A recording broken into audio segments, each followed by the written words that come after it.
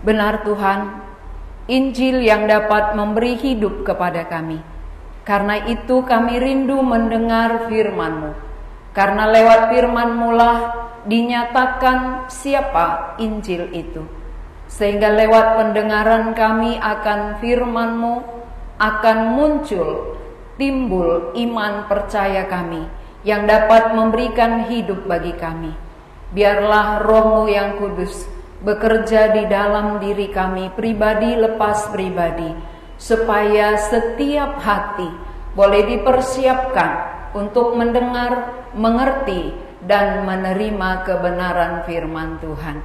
Dalam nama Tuhan Yesus kami berdoa. Amin. Jemaat dipersilakan duduk kembali. Mari kita membaca dari Roma pasal 1 ayat 16 dan 17. Roma pasal pertama ayat 16 dan ayat 17.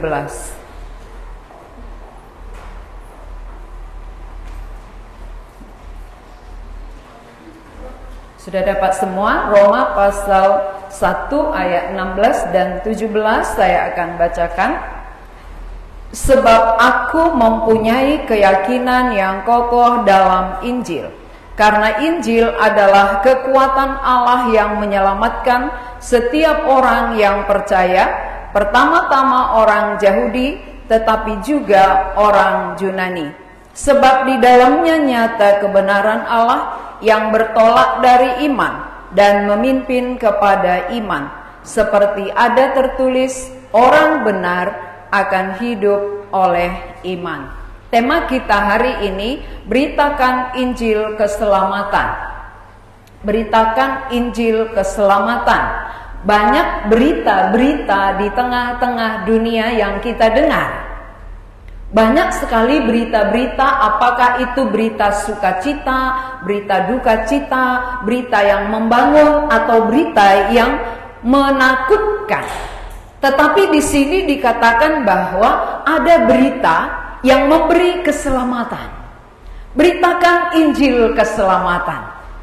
Saya rasa semua manusia di tengah-tengah dunia tanpa kecuali sangat membutuhkan keselamatan. Tidak ada manusia yang tidak merindukan keselamatan. Lalu kalau semua butuh keselamatan, siapa yang layak untuk memberitakannya? Siapa orang yang tepat memberitakan Injil? Bukan pendeta, bukan jabatan, tetapi tentunya adalah orang yang telah percaya kepada Injil itu. Kalau dia sendiri belum meyakini Injil yang menyelamatkan dia, tidak mungkin dia sampaikan. Tidak mungkin dia beritakan kalau padanya sendiri hal itu tidak jelas atau belum jadi. Belum Injil yang menyelamatkan. Kalau sudah Injil yang menyelamatkan, pasti itu yang digerakkan Tuhan untuk memberitakannya. Paulus mengatakan bahwa aku mempunyai keyakinan yang kokoh. Jadi Paulus ini tidak hanya punya keyakinan, tetapi juga kokoh. Mengapa?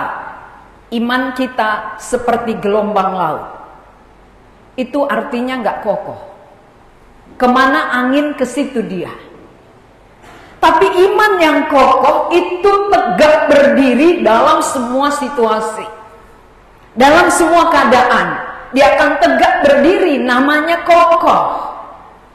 Maka orang membangun rumah biasanya pakai pondasi yang sangat kuat supaya ketika datang hujan atau badai, rumahnya tidak roboh.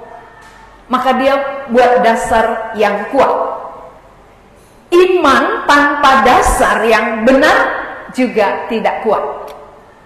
Iman yang tidak didasari dengan dasar yang kokoh, dia akan gampang terombang-ambing. Dia akan gampang hanyut, dia akan gampang dipengaruhi. Tapi kalau iman yang punya dasar yang benar, dia akan tetap kokoh. Itulah salah satu Paulus. Rasul Paulus, iman yang kokoh. Aku mempunyai keyakinan yang kokoh. Di mana keyakinan Paulus kokoh? Di dalam Injil. Bukan di dalam yang lain. Dia kokoh bukan di dalam organisasi. Dia kokoh bukan di dalam hukum Taurat. Tetapi Paulus kokoh di dalam Injil. Awalnya Paulus ini adalah penganut hukum Taurat yang paling ketat. Dia adalah orang yang paling giat melakukan hukum Taurat. Tapi begitu dia mengenal Yesus secara pribadi, mengenal Yesus dengan benar, maka dia beralih dari hukum Taurat kepada Injil. Ketika Injil menyelamatkan dia kokoh di dalamnya, dia tidak goyah, dia tidak terombang-ambing oleh apapun yang terjadi. Maka dia tuliskan pengalamannya, dia tuliskan kesaksiannya kepada jemaat Roma. Dia katakan, aku, jadi iman itu saudara, aku bukan kami. Iman itu pribadi. Paulus katakan, aku mempunyai keyakinan yang kokoh di dalam Injil. Dia tidak katakan kami. Jadi saudara-saudara kita pribadi, lepas pribadi, adakah iman kita? Lalu iman kita itu kemana alamatnya? Apa yang kita imani? Paulus katakan, aku punya keyakinan yang kokoh, alamatnya Injil. Dalam Injil, mengapa Paulus punya alamat yang jelas Injil? Injil itu adalah Yesus Kristus. Karena Injil adalah kekuatan Allah. Injil itu, pribadi Yesus itu merupakan satu kekuatan yang bisa menyelamatkan setiap orang. Maka itu yang diyakini oleh Rasul Paulus dan dia kokoh di dalamnya. Saya akan buat ilustrasi ya. Ilustrasi sebelumnya kita akan perhatikan gambar. Saudara, ini adalah AC ya. Kita punya AC ini, ada beberapa AC kita. Kemudian ada mesin cuci, ada kipas angin, ada rice cooker, tempat masak nasi. Ini adalah semua yang kita pakai di rumah. Alat-alat ini adalah hal yang sudah biasa kita pakai. Kalau tidak ada AC, pasti ada kipas angin. Rice cooker ini sudah pada umumnya ya, kaum ibu pakai sehari-hari. Tiap hari pakai masak nasi. Bagaimana rice cooker ini bisa membuat nasi masak? Ada logikanya? Di mana logikanya? Bagaimana rice cooker bisa membuat beras berubah menjadi nasi? Siapa yang tahu? Ya udah jauh dipikirkan ya. Gimana prosesnya ya? Bukan prosesnya itu yang saya mau. Tapi ini. Arus. Semua alat-alat ini membutuhkan arus. Sehebat apapun AC-nya, secantik apapun rice cookernya, sebesar apapun mesin cucinya, tanpa arus listrik tidak akan berguna. Benar ya? Semua alat-alat kita yang kita pakai di rumah kita, tanpa arus listrik yang masuk ke rumah kita, alat itu tidak ada gunanya. Secantik apa, semahal apapun yang kita punya, nggak akan berguna, nggak akan berarti tanpa arus listrik. Maka arus ini merupakan kekuatan. Kekuatan untuk membuat rice cookernya bisa menjadikan beras berubah menjadi nasi. Kekuatan yang bisa mengubah pakaian yang kotor menjadi bersih. Kekuatan yang mengubah ruangan panas menjadi dingin. Ini namanya kekuatan arus. Kalau nggak ada listrik di rumahnya, bisakah masak nasi pakai rice cooker? Kalau nggak ada arusnya, bisakah pakai AC? Tidak bisa. Berarti arus itu artinya arus listrik adalah tenaga, kekuatan untuk mengaktifkan semua alat-alat itu, menghidupkan, menggerakkan, memfungsikan. Berarti adapun alat-alat tanpa arus dia tak berfungsi, saudara. Gak ada fungsi apa-apa. Dia hanya sebagai pajangan. Kalau ada barang-barang kita antik di rumah, gak ada arus listrik, dia hanya sebagai pajangan. Sama halnya dengan kita. Secantik apapun wajah kita, seganteng apapun kita, tanpa dihidupkan oleh kekuatan Injil, maka kita hanya pajangan di bumi ini. Sudah berapa tahun saudara dipajang? Ya, kalau hanya pajangan berarti dia nggak berfungsi, dia nggak berguna, dia nggak bisa berbuat apa-apa untuk Tuhan, untuk tuannya. Kalau ini tadi dibeli oleh pemiliknya kan supaya dia berfungsi untuk tuannya, ya, untuk tuannya berguna. Kita punya Tuhan, Tuhan itu Tuhan kita. Lalu kalau kita tidak dihidupkan oleh kekuatan Injil, maka kita hanya sebagai pajangan. Halo orang ganteng yang dipajang di tengah-tengah dunia. Hai orang cantik yang hanya dipajang di tengah-tengah kehidupan ini. Maka hanya mata melirik, oh cantik dia, oh ganteng dia. Tapi bagi Tuhan dia tidak bermanfaat. Di hadapan Tuhan dia tidak berguna karena tidak dihidupkan. Tidak ada kekuatan menghidupkan dia. Jadi ini sangat dalam sekali saudara.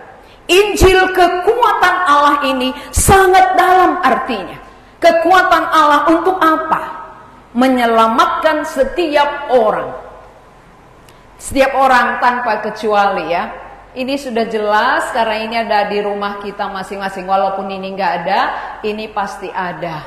Kalau kita kepanasan, lalu ada kipas angin, tapi tidak ada arusnya, maka ketika kita hidupkan, kipasnya tidak bisa berjalan. Kipas tidak berguna. Lalu kalau kipas tidak berguna, saat saudara kepanasan, apa yang saudara lakukan? Saudara bisa lemparkan kipasnya. Saudara bisa buang. Barang yang nggak berguna, gitu ya. Jadi kenapa manusia dibiarkan oleh Tuhan? Kemungkinan besar karena nggak berguna. Ya, nggak berguna untuk apa, gitu ya. Jadi kalau kita belum dihidupkan oleh arus kekuatan Allah, kita tidak berguna. Nah, Paulus mempunyai keyakinan yang kokoh dalam Injil. Ada alasannya saudara. Mengapa Paulus kokoh? Punya alasan. Karena Injil adalah kekuatan. Sama halnya dengan arus listrik adalah kekuatan untuk menghidupkan AC, menghidupkan listrik, dan menghidupkan segala yang kita perlukan. Injil adalah kekuatan untuk menghidupkan, menyelamatkan siapa saja, setiap orang, ya, menyelamatkan baik orang Yahudi maupun orang Yunani. Ini orang Yahudinya, ini orang Yunaninya. Orang Yahudi adalah bangsa pilihan Allah, orang Yunani adalah di luar bangsa pilihan. Berarti semua bangsa ada di dalamnya, semua bangsa termasuk bangsa Indonesia. Berarti Injil adalah kekuatan Allah menyelamatkan baik bangsa pilihan maupun yang tidak pilihan termasuk kita. Maka yang menyelamatkan seluruh umat manusia yang ada di muka bumi ini adalah sama. Satu pribadi. Pribadi Yesus Kristus. Ini kekuatan. Kekuatan yang bisa menyelamatkan kita. Dari mana kita diselamatkan? Dari maut, dari dosa, dari hukuman, kepada kehidupan. Maka orang yang tidak diselamatkan oleh Injil, dia tetap berjalan menuju maut. Dia tetap berjalan menuju penghukuman. Tapi orang yang telah diselamatkan oleh kekuatan Injil, dia berjalan di dalam kehidupan menuju kehidupan kekal. Selama di bumi ini, kita sudah mendapat jaminan. Jaminan kehidupan kekal bersama Allah ketika Injil itu ada pada kita. Karena Injil itu adalah kekuatan Allah. Tidak ada kekuatan yang lain. Tidak ada kekuatan gaib, saudara, yang bisa menyelamatkan. Hanya kekuatan Injil yang bisa menyelamatkan setiap suku bangsa manapun. Berbagai-bagai suku yang ada di dunia ini. Tetapi satu pribadi, kekuatan Yesus yang mampu menyelamatkan semuanya. Arus tadi satu, itu yang menghidupkan mesin, menghidupkan rice cooker, menghidupkan AC. Semuanya oleh satu arus. Arus yang menghidupkan. Kekuatan yang menyelamatkan satu pribadi, Injil, Yesus Kristus. Berarti tidak ada pilihan. Kekuatan. Saudara mengerti maksudnya kekuatan ya? Berarti tanpa ada Injil, tidak ada yang memindahkan saudara dari maut kepada hidup. Tanpa Yesus, tidak ada yang mengampuni dosa saudara. Tanpa Yesus, tidak ada yang melepaskan saudara dari kuasa iblis. Karena orang yang dicengkeram iblis itu namanya bukan selamat. Selamat itu berarti lepas dari iblis, lepas dari dosa, lepas dari maut, bersama dengan Allah menuju kekekalan. Ini arti selamat. Ya, jadi Injil adalah kekuatan Allah yang menyelamatkan setiap orang, baik Yahudi maupun Yunani. Ya, baik bangsa pilihan maupun semua bangsa yang ada di muka bumi. Itulah yang dijanjikan Tuhan kepada Abraham. Janji Tuhan kepada Abraham apa? Melalui keturunanmu, melalui keturunan Abraham akan datang berkat bagi semua suku bangsa. Berkat apa?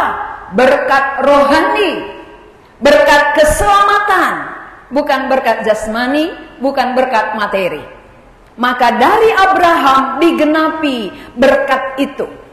Dari keturunan Abraham datangnya Sang Juru Selamat, pribadi Yesus, Injil kekuatan Allah itu. Melalui Abraham, Ishak, Yakub, itulah bangsa pilihan dari 12 suku ya. Keturunan Yakub itu menjadi 12 suku, inilah menjadi bangsa Israel. Dan dari bangsa inilah datangnya Mesias. Itulah pribadi Yesus Kristus. Berarti janji Tuhan kepada Abraham digenapi. Apa yang Allah janjikan kepada Abraham tentang kedatangan Yesus telah genap. Bahwa Yesus itu datang dari keturunannya, dan siapa yang percaya kepadanya diberkati secara rohani, mendapat berkat keselamatan. Jadi saudara-saudara, siapa yang menerima Injil, dia diselamatkan. Siapa yang menolak Injil, dia tetap mati. Mati dalam dosanya, mati dalam hukuman. Tetapi siapa yang menerima Injil, dia dihidupkan. Dan selama kita di bumi, kita berjalan menuju kekekalan. Maka orang yang sudah percaya, pasti dia bisa berkata-kata. Paulus katakan, aku percaya, karena itu aku berkata-kata. Jadi kata-katanya itu bukan asbun, kata-katanya itu bukan buah pikiran, tapi kata-kata Paulus adalah apa yang dia percaya. Saudara-saudara, seringkali banyak orang pandai berkata-kata, tapi tidak jadi di dalam dirinya. Apa yang dia sampaikan, apa yang dia perkatakan tidak jadi di dalam hidupnya, maka hal itu tidak berkuasa untuk orang lain. Tapi Paulus bukan demikian. Paulus itu adalah apa yang aku percaya, itulah yang kusampaikan. Karena aku percaya, aku berkata-kata. Jadi sekarang kalau saudara sudah percaya, apa kata-kata saudara? Perkataan kita, kalau kita udah percaya kepada Injil, pasti Injil keluar dari mulut kita. Kalau benar Injil keluar dari mulut kita, 20 orang saja kita, pasti ramai jadinya. Dari 20 orang percaya, 20 keluar Injil, berita keselamatan, pasti menjadi 40. Dari 40 menjadi 80. Dari 80 menjadi 160. Ini seharusnya. Tapi apa yang saudara katakan? Bukti saudara sudah percaya. Kalau Paulus katakan, aku percaya karena itu aku berkata-kata. Perkataannya adalah perkataan tentang Injil yang menyelamatkan. Bukan yang lain-lain. Jadi tugas ya bagi orang percaya adalah berkata-kata sesuai dengan yang dia yakini. Berkata-kata sesuai yang dia percaya. Kalau dia percaya Injil yang telah menyelamatkan dia, itu beritanya kemanapun dia pergi. Lalu sekarang saya tanya saudara, yang saudara percaya apa? Semua kita orang Kristen mengaku percaya. Lalu percaya kita apa? Apa yang kita percaya sehingga itu yang kita sampaikan? Kalau Paulus, Injil itulah yang dia percaya, menjadi satu kekuatan Allah yang menyelamatkan setiap bangsa, maka kemanapun dia beritakan Injil. Dia pergi ke Roma, beritakan Injil. Dia pergi ke Galatia, beritakan Injil. Dia pergi ke Efesus, beritakan Injil. Beritanya hanya Injil, karena Injil yang bisa mengubah kehidupan orang. Hanya Injil yang bisa memindahkan orang dari dosanya kepada kebenaran, dari maut kepada hidup. Mari kita selidiki hati kita bagi yang sudah mengaku percaya. Apa yang saudara percaya? Sudahkah itu yang saudara ucapkan? Apa yang aku percaya itu yang keluar dari mulutku. Aku percaya maka aku berkata-kata. Yang ku percaya Injil, maka yang ku ucapkan adalah Injil. Yang ku beritakan adalah Injil. Lalu mungkin saudara bertanya begini, itu kan Paulus rasul, ya. Paulus itu kan rasul yang dipilih Tuhan, sementara kami kan jemaat biasa. Ya mungkin itu ya jawaban di dalam hati walaupun saya nggak dengar. Karena dalam hati kan nggak bisa dengar ya. Itu rasul loh yang dipanggil khusus oleh Tuhan, maka dia bisa pergi kemana-mana memberitakan Injil. Nah rasul memang pergi kemana-mana. Lalu saudara kalau sudah percaya nggak perlu kemana-mana. Di mana saudara bekerja, di situ bisa keluar Injil. Di tempat di mana kita, profesi kita masing-masing, kita bisa beritakan Injil kalau memang itu yang sudah kita percaya. Apa yang ku percaya itu yang ku sampaikan. Aku percaya, aku berkata-kata. Lalu sejak kapan saudara percaya? Dan sejak kapan saudara berkata-kata? Kalau anak bayi biasanya umur 2 tahun sudah bisa ngomong ya. Maka kalau umur 5 tahun dia belum ngomong, orang bilang apa? Anakmu usianya berapa? 5 tahun. Kok belum ngomong? Gitu ya. Orang heran. 5 tahun kok belum ngomong, biasanya anakku 2 tahun aja. Ya kurang 2 tahun sudah ada yang ngomong, udah bisa bicara. Anakmu 5 tahun kok nggak ngomong, berarti bukan bisu, ya. Sakit. Mungkin sakit atau kurang diarahkan, kurang diajari ya. Nah orang percaya, sudah 15 tahun percaya, tapi nggak pernah berkata-kata. Itu orang percaya yang bagaimana? Orang percaya bisu? Ya. Orang percaya itu kok bisu? Sedangkan Paulus katakan, aku percaya, aku berkata-kata.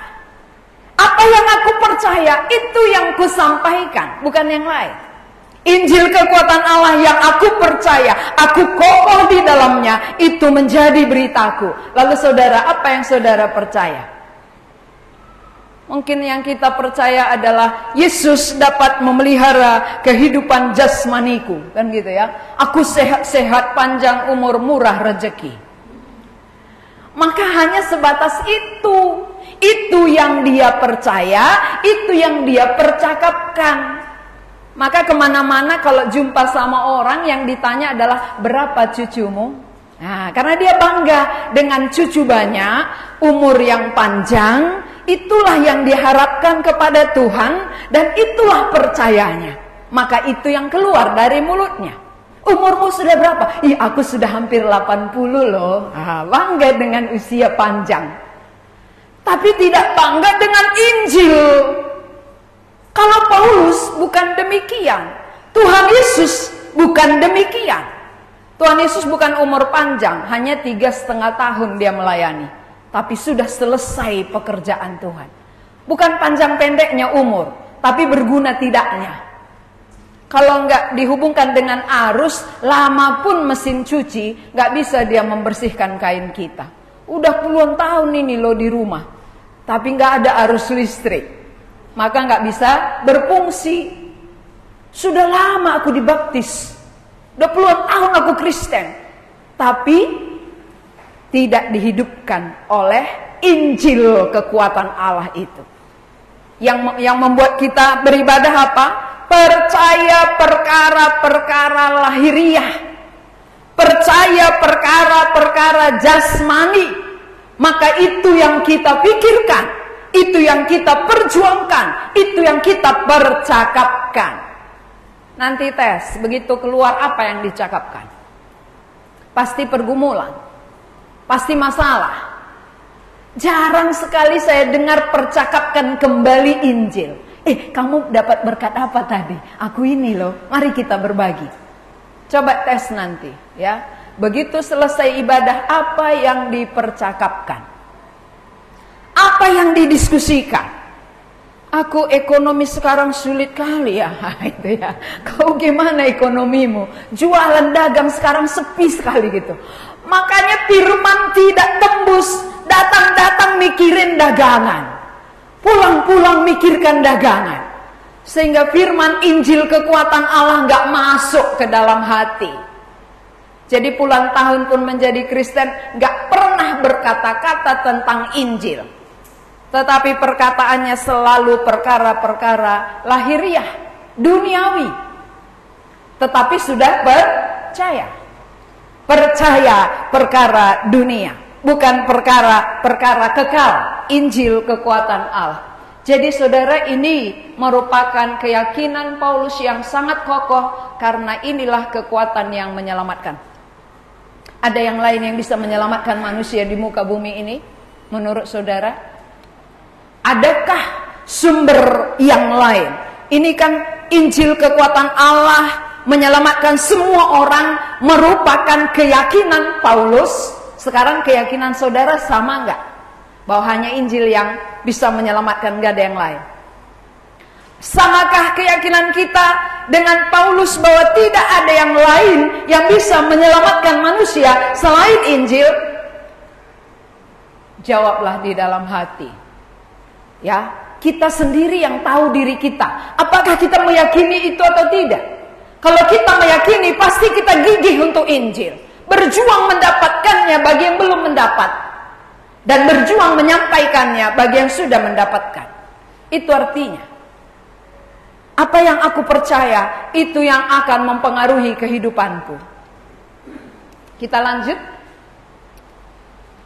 Iman kepada Yesus yang menyelamatkan, bukan perbuatan.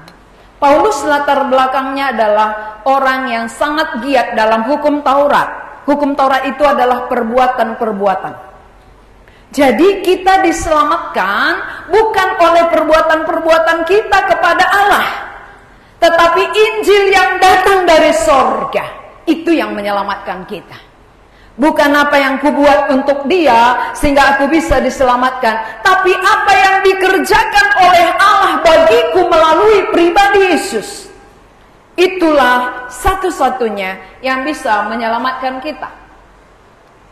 Ini manusia lalu berjuang untuk selamat, mendapat hidup kekal dengan perbuatan baik. Nggak sampai ya, jembatannya nggak sampai. Dengan kesalehan juga tidak sampai. Dengan pendidikan tinggi juga tidak sampai. Amal perbuatan juga tidak sampai. Berarti semua perbuatan-perbuatan manusia untuk mendapatkan hidup kekal adalah gagal. Kalau bisa, untuk apa Yesus datang? Secara logika dulu. Kalau memang bisa usaha-usaha yang kita perbuat membawa kita kepada hidup kekal, untuk apa Yesus turun dari sorga? Untuk apa dia menderita? Untuk apa dia mati? Maka sering sekali kita dikecohkan dari Injil kepada diri sendiri.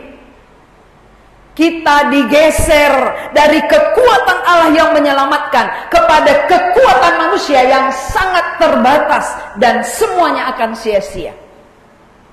Jadi kita mengerti ini bahwa semua perbuatan-perbuatan manusia adalah sia-sia. Artinya tidak bisa memindahkan kita kepada kehidupan kekal. Satu-satunya jembatan yang bisa menyeberangkan kita dari kebinasaan kekal kepada kehidupan kekal adalah Yesus Kristus. Inilah jembatan yang sanggup, yang berkuasa memindahkan kita dari maut kepada kehidupan kekal. Itu bukan usaha kita, bukan perbuatan kita, bukan kesalehan kita, bukan amal kita, bukan sumbangan-sumbangan kita. Tetapi kasih karunia Allah, pemberian Allah di dalam Yesus Kristus. Itu yang dilihat oleh Paulus, itu yang diyakini oleh Paulus, sehingga dia kokoh di dalamnya, dan bukti dia kokoh itu beritanya kepada semua bangsa. Itu yang dia sampaikan kepada setiap kota di mana dia melayani. Jadi kalau kita pun ditempatkan Tuhan di dalam pekerjaan kita yang berbeda-beda, kalau memang itu menjadi iman kita, pasti itu yang kita sampaikan, terutama kepada keluarga kita yang terdekat. Tidak mungkin kita biarkan mereka binasa ke maut kalau kita sudah selamat. Berarti kalau kita diam, tidak berkata-kata, tidak menyampaikan Injil yang menyelamatkan, itu berarti kita masih tanda tanya besar. Sudahkah kita atau belum? Kalau kita sudah, pasti kita digerakkan oleh Roh Allah, memikirkan orang lain. Bagaimana supaya Injil yang menyelamatkan ini sampai kepada mereka, mereka percaya, dan mereka juga pindah dari maut kepada hidup. Nah, inilah iman, ya, iman kepada Yesus yang menyelamatkan, bukan perbuatan-perbuatan kita. Kalau perbuatan-perbuatan kita, sesaleh apapun kita di hadapan Allah, sama dengan kain kotor. Kesalehan-kesalehan manusia di hadapan Allah sama dengan kain kotor. Yesaya 64 ayat 6. Nanti saudara baca di rumah. Siapa di antara kita yang masih mengandalkan perbuatan-perbuatannya untuk mendapatkan hidup kekal? Baca nanti Yesaya 64 ayat 6. Berarti kalau kesalehan saja seperti kain kotor, maka apapun yang dilakukan oleh manusia takkan bisa membawa dia kepada hidup kekal. Sehebat apapun kita, sebaik apapun kita, gak akan pernah membawa kita kepada kehidupan kekal selain oleh anugerah Tuhan, pemberian Allah, Yesus Kristus. Itulah Injil. Injil yang menyelamatkan, bukan yang lainnya. Bukan dari kita, tapi dari Allah. Mengerti beda ya? Bedanya antara hukum Taurat kita yang melakukan, tapi Injil Allah yang kerjakan dan Allah yang berikan bagi kita, sehingga siapa percaya dan menyambut Injil, dia dihidupkan dan diselamatkan. Yang mengerjakan itu Allah, bukan kita. Jadi jangan pernah merasa bahwa aku nggak bisa, aku nggak mampu, karena kita nggak bisalah, karena kita tidak mampulah. Maka Yesus perlu datang untuk membebaskan kita dari ketidakmampuan kita, supaya kita dihidupkan oleh kematiannya. Dia mati menghidupkan kita, dia dihukum membebaskan kita dari hukuman kekal. Supaya setiap orang yang percaya Injil kekuatan Allah menyelamatkan dia, ada jaminan masuk hidup kekal. Tapi siapa yang belum menerima Injil menjadi kekuatan yang menyelamatkan dia, dia masih terombang-ambing, tidak kokoh. Orang yang sudah menerima pasti kokoh, dan dia tidak bisa digoyahkan oleh apapun. Saudara yang sudah percaya, yang sudah mengaku percaya, apakah yang sering keluar dari mulut saudara, yang saudara percakapkan dengan orang lain, yang saudara sampaikan kepada orang lain? Paulus katakan, aku percaya, karena itu aku berkata-kata. Berarti yang dia percaya Injil, yang dia sampaikan adalah Injil. Mari kita berdoa. Kami memuliakan Engkau Allah kami, yang sungguh mengasihi kami, sehingga Engkau rela datang ke bumi, menjelma menjadi manusia, rela mati supaya lewat penderitaan-Mu kami lepas dari hukuman kekal. Lewat kehidupan-Mu kami dihidupkan bersama-sama dengan Engkau. Berkatilah kami Tuhan, supaya seperti yang dialami oleh Paulus, dia mempunyai keyakinan yang kokoh di dalam Injil. Karena Injil satu-satunya kekuatan Allah menyelamatkan setiap orang. Supaya iman Paulus juga turun kepada kami. Kami percaya akan firman-Mu, bahwa Engkaulah kekuatan yang menyelamatkan kami. Yesus satu-satunya, bukan hukum Taurat, bukan perbuatan kami, tetapi apa yang Tuhan Yesus kerjakan, itulah yang menyelamatkan, yang memindahkan dari maut kepada hidup. Biarlah setiap hati yang sudah mendengar menimpan firman-Mu dan menjadi iman. Dalam nama Tuhan Yesus kami berdoa. Amin.